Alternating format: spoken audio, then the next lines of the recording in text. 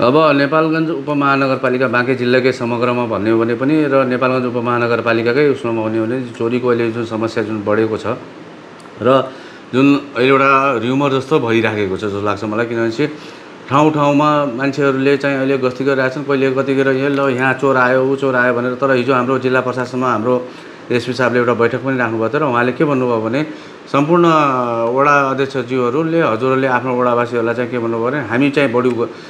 पुलिसको गस्ती हामी बढाउँछौँ र हामीले चाहिँ शान्ति सुरक्षा दिन्छौँ। तपाईँलाई यदि हामीले भोलि शान्ति सुरक्षा दिन सकेनौँ भने त्यसको अनुभूति भयो भने बल्ल नि हामीलाई भन्नु होला भन्ने उहाँले प्रतिबद्धता हिजो गर्नुभएको छ हामीसँग।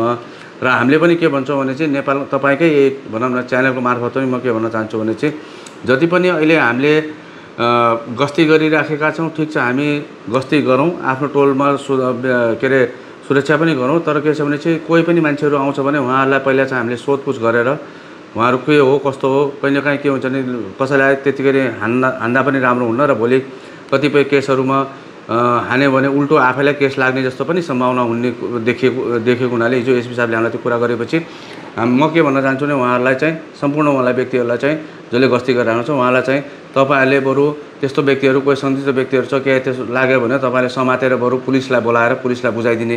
काम चाहिँ गरिदिनुहोस् भन्ने मेरो चाहिँ एउटा आफ्नो व्यक्तिगत धारणा छ।